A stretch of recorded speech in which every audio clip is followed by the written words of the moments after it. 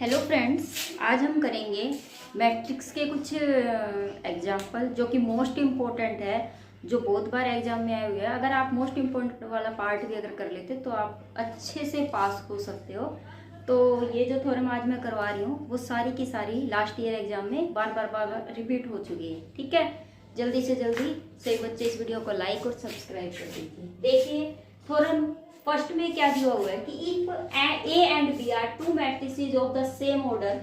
देखिए ए और बी है, ए और बी, ठीक है, टू मैट्रिसेस है, दो मैट्रिसेस है, किसकी? सेम ऑर्डर की। सेम ऑर्डर का मतलब क्या होता है? जैसे कि मान लीजिए आपने 2 × 2 की ली है, ये वाली अगर आपने ली है तो सेम ये इसका ऑर्डर क्या है? इसमें रो भी 2 है और कॉलम भी क्या है? 2, मतलब 2 × 2, ठीक है, रो भी 2 है और कॉलम भी 2 है, ठीक है। स्केयर मैट्रिक्स हो गई। इसने कहा सेम ऑर्डर की, सेम ऑर्डर की अगर आप कोई दूसरी ले लेते हो जैसे 3, 4, 5, 6, तो इसका भी ऑर्डर क्या है? 2 × 2 वाला है, ठीक है। देखो एक आपने ए मैट्रिक्स ली, दूसरी आपने बी मैट्रिक्स ली, ठीक है। इन दोनों मैट्रिक्स का जो ऑर्डर है वो क्या है? 2 का है, ठीक है। तो आपने क्या करना है? सेम ऑर्डर के 2 मैट्रिक्स लेनी। उसके बाद आपको क्या करना है? आपको ये बताना है कि then adjoint of A B, adjoint of A B जो है वो किसके बराबर आना चाहिए? एडजॉइंट ऑफ बी और एडजॉइंट ऑफ ए। उससे पहले आपको मोस्ट इंपॉर्टेंट जो चीज है, रूल है, वो ये देखो, ये वाला आपको लर्न करना पड़ेगा कि ए और एडजॉइंट ए, ठीक है। हम क्या करते हैं, अगर ए और एडजॉइंट ए की जब हम मल्टीप्लाई करते हैं तो वो किसके बराबर आता है? ए का डिटर्मिनेंट और आई एन के बराबर आता है। आई एन क्या होता है? आई एन कोई आइडेंटिटी एलिमेंट है, ठीक है, आई एन के बराबर होता है। इसी तरीके से अगर आप एडजॉइंट ऑफ ए अगर इनटू में ए लेते हो तो वो किसके बराबर आएगा? सेम वही, ठीक है। अगर आप ए पहले मल्टीप्लाई करते हो एडजॉइंट से तभी यही चीज आ रही है, अगर एडजॉइंट ए से बाद में ए को मल्टीप्लाई करते हो तब भी वही चीज आएगी, सेम बिल्कुल, ठीक है। तो ये किसके बराबर होता है? आपका ए के डिटर्मिनेंट के बराबर होता है। अगर आपको ये लगे कि ये कैसे, तो देखो आपको पता है, आपने ना ए इनवर्स हमेशा निकाला हुआ है, ठीक है, ए इनवर्स निकाला हुआ है। ए इनवर्स का क्या फॉर्मूला होता था? पहले आप एडजॉइंट ए निकालते थे, एडजॉइंट ए निकलने के बाद ए उसके नीचे क्या लगाते थे? डिटर्मिनेंट लगाते थे, तब वो क्या निकलता था? आपका ए इनवर्स निकलता था। देखिए सेम इसी फॉर्मूले से अगर मैं ये जो है ए का डिटर्मिनेंट यहाँ नीचे लेके आ जाती हूँ तो ये किसके बराबर हो गया? आपका इनवर्स के बराबर हो गया, ए इनवर्स, और ए किसके बराबर आ गया? आई एन के, ठीक है। अगर मैं करूं इसको, ए इनवर्स को कैसे लिख सकती हूँ? 1/a लिख सकती हूँ, ठीक है। तो ए अगर उधर जाएगा तो किसके बराबर आ गया? सेम ए के बराबर आ गया। क्लियर है, ठीक है। तो ये ड्राइव यहाँ से हुआ है, लेकिन आपको इतना करने की जरूरत नहीं है, सिर्फ यही करना है। अभी हमें इसी की जरूरत है, ठीक है। तो मैंने वैसे आपको समझाने के लिए बता दिया, ठीक है। तो यहाँ पर सिर्फ और सिर्फ डिटर्मिनेंट, ठीक है। उसके बाद देखो अब हम करेंगे कैसे। जो चीज मान लीजिए आप ये लेके चलो चाहे पहले वो लेके चलो, वो आपकी मर्जी है, ठीक है, करना दोनों से। मान लीजिए आप ये लेके चलते हो, ठीक है, एडजॉइंट ऑफ ए बी लेके चल रहे हो, तो एडजॉइंट ऑफ ए बी है। अगर यहाँ पर ए बी है बेटा, अगर ए बी लेके चल रहे हो आप, तो आपको यहाँ पर एडजॉइंट बी और एडजॉइंट ए लाना पड़ेगा, ठीक है। या फिर आप ऐसा करो कि इसको अलग सोल्व कर लो, इसको अलग सोल्व कर लो, दोनों को अलग सोल्व करके, और ना जैसे हम करते थे 10th में, left hand side right hand side को अलग अलग प्रूव करते थे, वो जो दोनों जिसके बराबर आती थी वही आंसर हो जाता था, ठीक है। तो हम क्या करेंगे, पहले मैं इसको लेके चल रही हूँ, तो मैं क्या करूंगी, एडजॉइंट ऑफ ए बी है, ए बी है, तो मैंने क्या किया, यहाँ पर ए बी है तो यहाँ पर भी ए बी से गुणा करनी पड़ेगी मुझे, ठीक है। मुझे यहाँ पर भी क्या करनी पड़ेगी? ए बी से गुणा। अब आप कहोगे ऐसा क्यों? क्योंकि अगर मैं ए बी से इसको गुणा नहीं करूंगी तो मेरा ये देखो, इसमें क्या था? ए था, ठीक है, ए था, यहाँ ए है तो यहाँ भी है, तभी तो ए का डिटर्मिनेंट है। अगर यहाँ ए बी है तो यहाँ भी ए बी होना चाहिए, अगर यहाँ बी सी होता तो यहाँ भी बी सी होना चाहिए था, तभी तो डिटर्मिनेंट निकलता, ठीक है। इसकी वजह, इसलिए पहले एक बार इसको कर लेते हैं ताकि आपको थोड़ा इजी हो जाएगा करना। हम क्या लेके चल रहे हैं? एडजॉइंट ऑफ बी, ठीक है, और एडजॉइंट ऑफ ए, ये लेके चलते हैं पहले हम, ठीक है। इसको करते हैं। अब इसमें क्या करेंगे हम? यहाँ ए बी से मल्टीप्लाई कर देते हैं। क्या करते हैं हम? ए बी से मल्टीप्लाई। अब आप कहोगे कि हमने ए बी से मल्टीप्लाई क्यों किया? ए बी से मल्टीप्लाई करने का मेन पर्पज मेरा यही है क्योंकि इसके अंदर क्या है, ए बी ऑलरेडी दिया हुआ है, इसीलिए, ताकि ए के साथ इसको लिख सकती हूँ और बी के साथ इसको लिख सकती हूँ। ठीक है, तो मैं क्या करती हूँ, इसको पहले इकट्ठा लिख देती हूँ, ए को बाहर रहने देती हूँ, बी एडजॉइंट ऑफ बी, और ये हो जाएगा एडजॉइंट ऑफ ए। क्लियर है? ठीक है, अब देखो ये जो चीज है ये मेरी किसके बराबर है, बी के डिटर्मिनेंट के, सॉरी बी के मॉडुलस आ गया। ठीक है, और आई एन, और ये क्या, एडजॉइंट ऑफ ए आ गया। ठीक है, तो ये बात क्लियर है। उसके बाद देखो, अगर मैं इसको और इसको इकट्ठा लिख दूं, ए और एडजॉइंट ऑफ ए, ठीक है, तो ये किसके बराबर आ जाएगा, यहाँ पर बी मॉडुलस और आई एन है, तो ये किसके बराबर आ जाएगा, सेम उसी चीज से, ए का डिटर्मिनेंट, बी का डिटर्मिनेंट और आई एन। अब आप कहोगे कि एक आई एन इसका था, एक ही हो सकता है वो, चाहे ठीक है इसका लिखो चाहे इसका लिखो, कोई इफेक्ट नहीं पड़ेगा। ठीक है, तो ये किसके बराबर है, अगर मैं इसको ऐसे लिख सकती हूँ, ए बी दोनों का डिटर्मिनेंट और आई एन, इस फॉर्म में भी मैं इसको लिख सकती हूँ। ठीक है, तो मेरा ये आया। क्लियर है? ठीक है, अब मैंने एक रिजल्ट तो आगे ए बी को गुणा करके कर दिया, एक बार मैं एक रिजल्ट बी ए बी को यहाँ गुणा करके दिखाती हूँ। ठीक है, एडजॉइंट ऑफ जैसे कि बी है और यहाँ पर एडजॉइंट ऑफ ए है। ठीक है, मैंने क्या किया, इसके इस तरफ इसको गुणा किया, पहले मैंने आगे किया था पीछे कर दिया। देखो अब ये इसको मैं इसके साथ इकट्ठा करके लिख सकती हूँ, तो एडजॉइंट ऑफ बी यहाँ हो जाएगा आपका एडजॉइंट ऑफ ए, ठीक है, इनटू में ए, उसके बाद बी। इसको अगर लिखती हूँ तो ये किसके बराबर है, ये आपका ए का डिटर्मिनेंट आई एन और यहाँ पर बी है, और ये क्या हो जाएगा, एडजॉइंट ऑफ बी। इसको इसके साथ लिख सकती हूँ, तो बी एडजॉइंट ऑफ बी और ए का डिटर्मिनेंट आई एन। तो ये जो है पूरा ये किसके बराबर है, बी का डिटर्मिनेंट और ए का डिटर्मिनेंट और आई एन। ठीक है, अब बी ए है, चाहे आप ए बी करो चाहे बी ए करो, डिटर्मिनेंट लगा के, वो आपकी मर्जी है। ठीक है, तो देखो ये वाली चीज की, जब मैंने ए बी को पहले मल्टीप्लाई किया तब भी वही चीज आई है, अगर मैंने बाद में मल्टीप्लाई किया तब भी वही चीज आ रही है। ठीक है, इसे तो कोई डाउट नहीं है। अब देखो मेरा इसकी जगह पर मेरा ये आ रहा है, अगर मैं इसकी जगह पर भी यही ले आऊं तो मेरी left hand side right hand side के बराबर आ गई। अगर ये बराबर है तो ये ऑटोमेटिक ही बराबर हो जाएगी। क्लियर है? ठीक है, तो देखो कैसे करेंगे। अब ये वाली चीज है ना, ये लेके चलते, पहले मैंने इसलिए नहीं समझाई थी, पहले आप सिंगल वाला समझ लो ताकि। अब देखो, अब आप लेके चलो एडजॉइंट ऑफ ए बी, जैसे कि मैंने बताया था हम क्या करते हैं, यहाँ ए बी से गुणा करेंगे, क्यों, क्योंकि यहाँ पर ए बी है। ठीक है, अब मेरा एक तरह से वेरिएबल जो है ना वो ए बी है, तो मैं ए बी से ही गुणा करूंगी ताकि मेरा जो है डिटर्मिनेंट ए बी आ जाए। क्लियर है मेरी बात? अब देखो, अगर आप ए बी लेके चलते हो तो आपको पता है कि अगर इस तरीके से होता है तो आपका क्या हो जाएगा, ए बी का डिटर्मिनेंट और आई एन हो जाएगा। ठीक है, किससे, आपको दिया हुआ है कि अगर ए एडजॉइंट ऑफ अगर ए होता है तो वो किसके बराबर होता है, आपका ए का डिटर्मिनेंट और आई एन के बराबर होता है। तो इसी तरीके से आपका ये इसके बराबर हो जाएगा, तो आप लिखोगे A B adjoint of A B. ठीक है, किसके बराबर हो गया आपका, ए बी का डिटर्मिनेंट और आई एन का। देखो ये वाली चीज इसके बराबर आ रही है ना। ठीक है, तो हम क्या करेंगे, मान लो इनमें से कोई भी एक ले लो, ये मान लीजिए फर्स्ट इक्वेशन, ये सेकंड है और ये आपकी थर्ड है, तो आप कोई भी फर्स्ट और सेकंड तो बिल्कुल सेम टू सेम है, बस ए भी यहाँ पहले किया है उसमें वहां बाद में किया है, तो आप कोई भी ले लो, एक ये ले लो चाहे ये ले लो। तो आप क्या करोगे, फ्रॉम, आपको क्या लिखना है, from first and third, from first and third. Third तो आपको लेनी पड़ेगी क्योंकि यहाँ पर थर्ड की बात हो रही है। ठीक है, फर्स्ट और सेकंड में से आपकी मर्जी है, कोई भी ले सकते हो। तो आप क्या लिखोगे यहाँ पर, A B adjoint of A B किसके बराबर आया है, A B adjoint of B और एडजॉइंट ऑफ ए के। कैसे, इसकी वैल्यू भी ए बी का डिटर्मिनेंट आई एन है और इसकी वैल्यू भी ए बी का डिटर्मिनेंट और आई एन है। ठीक है, अब देखो ए बी से ए बी कैंसिल हो सकता है, तो क्या आ जाएगा, adjoint of A B is equal to में एडजॉइंट ऑफ बी और एडजॉइंट ऑफ ए। यही हमें सिद्ध करना था, ये चीज मेरी निकल चुकी है। क्लियर है? इस तरीके से ये क्वेश्चन जो है मेरा बिल्कुल इजीली सोल्व हो गया।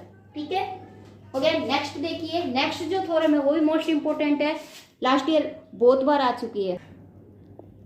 देखो क्या दिया हुआ है, inverse of every square matrix if it exist is unique. देखो इनवर्स जो होता है ना एवरी स्क्वायर मैट्रिक्स का, वो क्या करता है, एग्जिस्ट करता है यूनिक। इसका मतलब क्या है, इस लाइन में इसने क्या बोला, देखो एक तो वो स्क्वायर मैट्रिक्स है, स्क्वायर मतलब 2 × 3 होगा या 3 × 3 होगा या 4 × 4 होगा, ठीक है, रो भी 4 और कॉलम भी 4 होगा।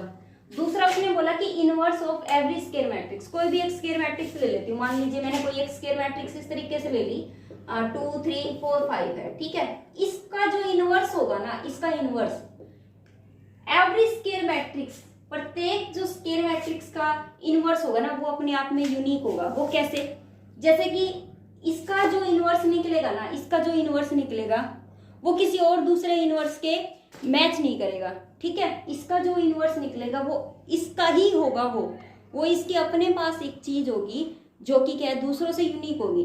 क्लियर है ना मेरे पास, ठीक है।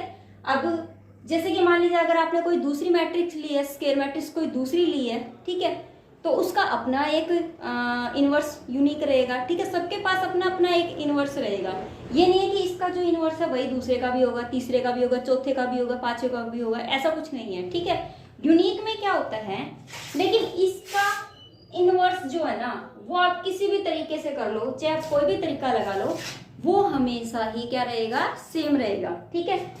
अगर मान लीजिए मैं कोई इस मैट्रिक्स का इनवर्स ले लेती हूँ, मैंने एक बार इसको ए इनवर्स लेके कर लिया, एक बार बी इनवर्स लेके कर लिया इसी को, तो इसका जो रहेगा ना बी इनवर्स के केस में भी वही आएगा और ए इनवर्स के केस में भी इस मैट्रिक्स का जो इनवर्स है वही आएगा, सेम टू सेम रहेगा, मतलब यूनिक रहेगा। यूनिक हमने क्या किया था, देखो आपने है ना 1 to 1 और ऑन टू फंक्शन करते थे, उसमें क्या होता था, 1 to 1 करने के लिए क्या होता था, जैसे कि डोमेन और कोडोमेन होते थे, इमेज क्या होती थी, जैसे इसकी ये हो गई, इसकी होगी, मतलब इसकी एक ही इमेज होती थी, यूनिक होती थी। सेम वही वाली बात ये कह रहा है कि इसकी जो कोई भी एवरी अगर स्क्वायर मैट्रिक्स है ना उसकी अपनी ही एक इमेज होगी या अपना ही एक इनवर्स होगा। क्लियर है ना, मतलब वो यूनिक रखेगा, ठीक है। तो अगर आप कोई भी लेते हो तो जैसे कि तो हम क्या करते थे, जैसे कि fx1 है वो किसके बराबर होता था, fx2 के बराबर होता था, या x1 किसके बराबर होता था, x2 के बराबर होता था, ठीक है, इस तरीके से लेते थे ना। सेम इसमें क्या करेंगे हम, दो इनवर्स मान के चलेंगे किसी भी एक स्क्वायर मैट्रिक्स का, और उन दोनों को हम क्या कर देंगे, इक्वल प्रूफ करा देंगे, जिससे हमें ये पता चल जाएगा कि वो यूनिक है। क्लियर है मेरी बात।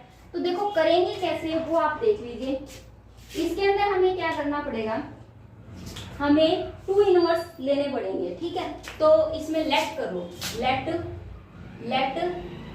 ए बी ए स्क्वायर मैट्रिक्स, पहले हमें A B a square matrix, A B a square matrix, कोई ए जो है वो स्क्वायर मैट्रिक्स आपने मान ली, ठीक है, और एंड बी एंड सी, मतलब बी और सी जो है ना इस स्क्वायर मैट्रिक्स का इनवर्स ले लिए, B and C inverse of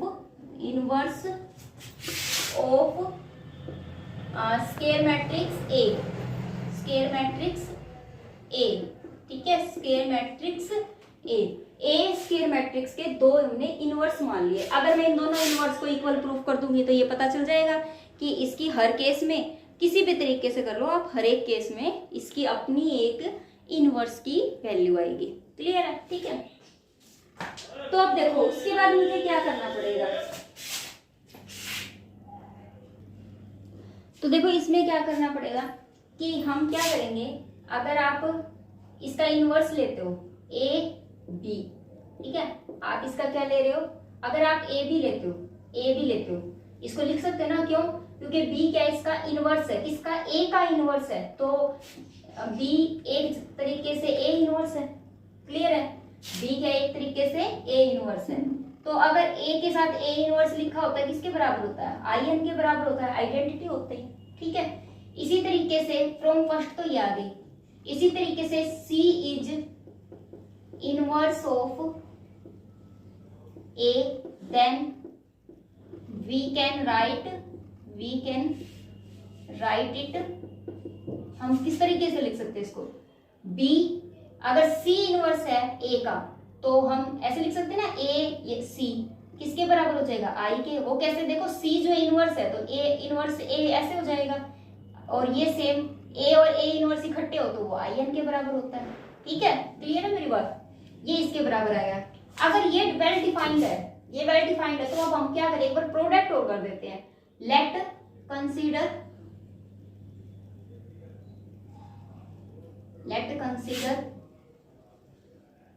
product of it. अगर मैं ऐसे करूं, सी ए बी करूं तब, और एक बार बता देती हूँ, सी ए बी करती हूँ अगर मैं, ठीक है, तो क्या होगा, देखो बी ए बी आपने यहां से निकाल लिया था, किसके बराबर है, आई एन की। ये सेकंड मान लो, ये फर्स्ट है, तो ये क्या हो जाएगी, आई एन। तो C I N from first equation, ठीक है, हो गया क्लियर। सेकंड केस में अब फिर से लो, टेक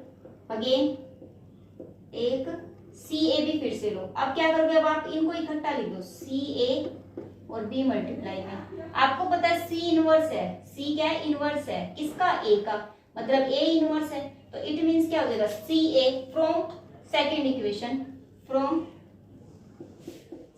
इक्वेशन क्या हो जाएगा बेटा, ये किसके बराबर हो जाएगा, ये किसके बराबर हो जाएगा, आई एन के, क्योंकि यहाँ पर ए सी दिया या सी ए, इससे कोई फर्क नहीं पड़ता। ठीक है, तो ये भी किसके हो जाएगा, आई एन बी के, मतलब बी और आई एन के।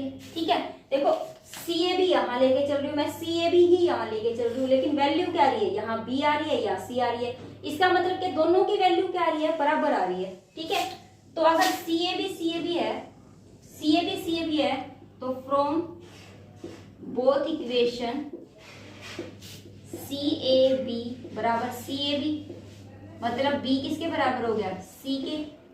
आई एन को लिखो चाहे ना लिखो, ठीक है, आई एन से आई एन काट दो, तो बी किसके बराबर आ गया, सी। यही तो हमें शो करना था, यही तो बताना था कि कितने भी आप इनवर्स ले लो, एक मैट्रिक्स के, वो सारे क्या होते हैं, यूनिक होते हैं, उन सब की इमेज हर केस में इक्वल होती है। जब मैंने बी लिया तब भी वही इमेज आ रही है, और सी ले रही हूँ तब भी वही इमेज आ रही है। इट मीन्स क्या है कि ये सारे के सारे क्या है, यूनिक इमेज को शो करते हैं। क्लियर है, ठीक है।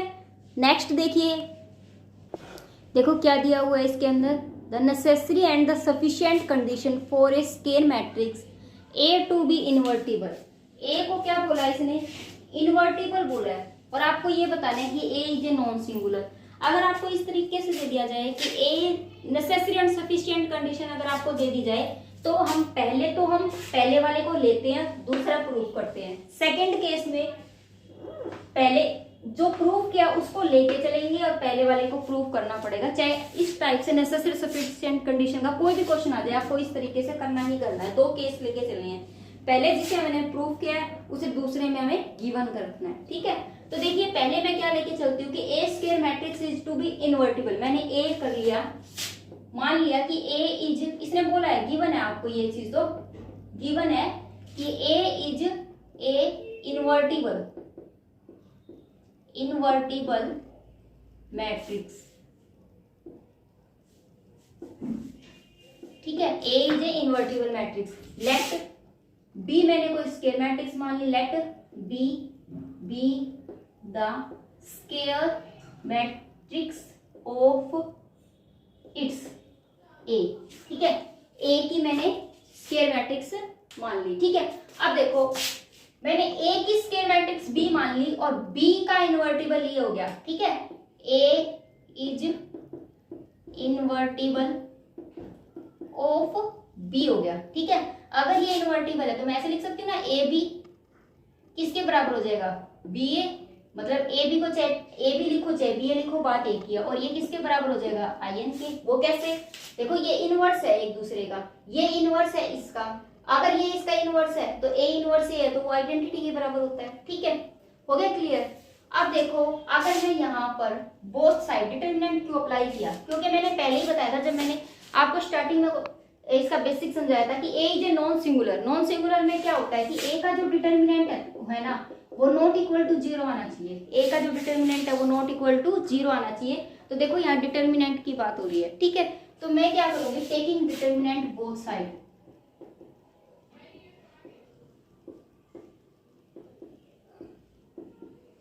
ठीक ठीक है, मैंने बोथ साइड डिटर्मिनेंट ले लिया, तो मैं कैसे लूंगी, ए बी का डिटर्मिनेंट, बी ए का डिटर्मिनेंट इज इक्वल टू में आई एन। ठीक है, अगर मैं इसका डिटर्मिनेंट लेके चलती हूँ, ए बी का डिटर्मिनेंट बराबर बी ए का डिटर्मिनेंट, वो हर एक केस में आई एन के बराबर आ रहा है, मतलब कुछ ना कुछ एलिमेंट आ रहा है। अगर मैं एक चीज लेती हूँ ए बी, ये वाली क्या है मेरी, किसके बराबर है, बी ए आई एन के बराबर है, तो ये किसके बराबर हो गया, आई एन हो गया। ठीक है, अब देखो, अब ये देखो, इन दोनों का अगर मैं इन दोनों को अलग अलग कर देती हूँ, ए का डिटर्मिनेंट बी का डिटर्मिनेंट इज इक्वल टू में आई एन। ठीक है, आपको पता है यहाँ पर कुछ ना कुछ है। आई एन का मतलब क्या होता है, आई एन का मतलब होता है कि 1 0 0 1 इस तरीके से है, मतलब कि 1 के बराबर है, किसके बराबर है, 1 के, मान लीजिए 1 के बराबर है। ठीक है, तो क्या हो जाएगा, आपका ए जो है वो किसके बराबर हो जाएगा, 1 अपॉन बी का डिटर्मिनेंट, इसके बराबर होगा। अब देखो इसका डिटर्मिनेंट से आप कुछ भी निकालो, कुछ ना कुछ तो वैल्यू आएगी ना, वो 0 के बराबर तो कभी भी नहीं आएगी। इसका मतलब क्या है, ए का डिटर्मिनेंट जो है वो नॉट इक्वल टू 0 आ गया। ठीक है, ए का जो डिटर्मिनेंट है वो किसके बराबर आ गया, नॉट इक्वल टू 0 आ गया। ये तो मैंने प्रूफ कर दिया, हैंस प्रूफ हो गया। ठीक है, अब मुझे केस सेकंड लेना है। केस सेकंड में क्या लेना है, केस सेकंड में जो मैंने प्रूफ किया ना, अब मैं वो गिवन में लेके चलती हूँ। मुझे दिया है, गिवन क्या है मुझे, कि ए का determinant not equal to 0, it means A is non singular matrix है, नॉन सिंगुलर मैट्रिक्स। ठीक है, A is a non singular matrix है। अब मुझे प्रूफ क्या करना है, टू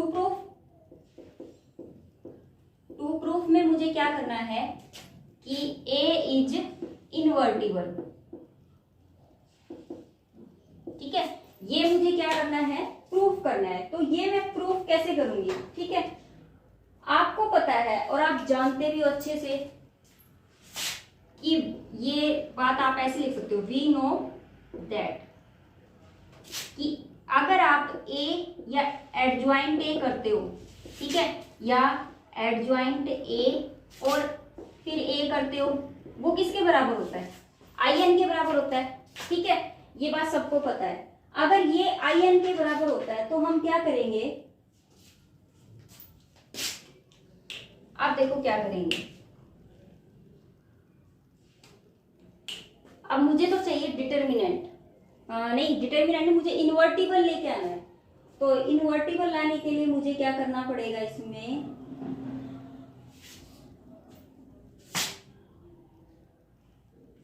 तो इतना तो ठीक है। उसके बाद देखो मैं क्या करती हूँ, मुझे इनवर्स लाना है। इनवर्स कैसे आता है, इनवर्स आपको पता है, आपको थोड़ा सा माइंड लगाना है कि एडजॉइंट ए और इसका जो डिटर्मिनेंट होता है वो किसके बराबर होता है, ए इनवर्स के बराबर होता है। ये चीज मुझे लेके आनी है। तो क्यों ना मैं ऐसा कर दूं, यहाँ बोथ साइड क्या कर दूं, ये अप्लाई कर देती हूँ ना बोथ साइड।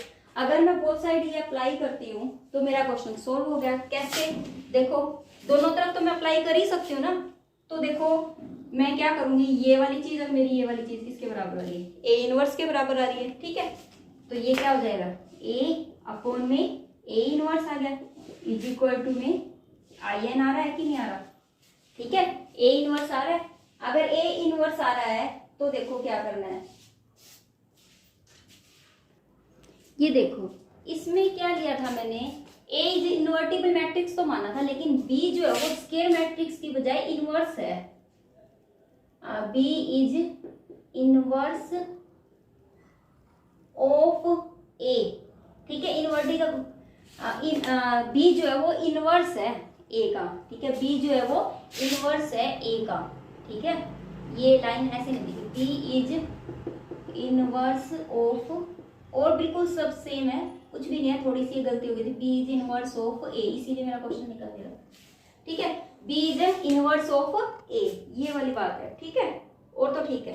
अब देखो अगर बी, अब ये निकल गया ना मेरा ए इनवर्स, ये इनवर्स निकल रहा है। ठीक है, अब देखो ये ए इनवर्स आ रहा है। ए इनवर्स आपको पता है कि ए, इसका इनवर्स जो है वो किसके बराबर माना था मैंने, बी के बराबर माना था, कि इस ए का जो इनवर्स कुछ भी आए वो बी के बराबर होगा। तो मैंने यहाँ पर क्या रख दिया, बी रख दिया। ठीक है, तो आप यहाँ लिख सकते हो बी इज, रीजन में आप ये लिखोगे बी इज इनवर्स ऑफ ए। ठीक है, तो ये हो जाएगा ए बी, किसके बराबर, यहाँ बी हो जाएगा तो बी ए, किसके बराबर आ जाएगा, आई एन के बराबर आ जाएगा। ठीक है, किसके बराबर आ जाएगा, आई एन के। तो देखो जो चीज मैं लेके चली थी वही चीज तो मेरी आ गई ना। इसका मतलब क्या है कि B is A is invertible, A is invertible, भाई ए चेंज हो सकता है, इनवर्टिबल मैट्रिक्स हैंस प्रूफ। ठीक है, जो चीज हम लेके चले थे हमने वही प्रूफ कर दिया। ठीक है, इनवर्टिबल है, क्लियर है, हो गया।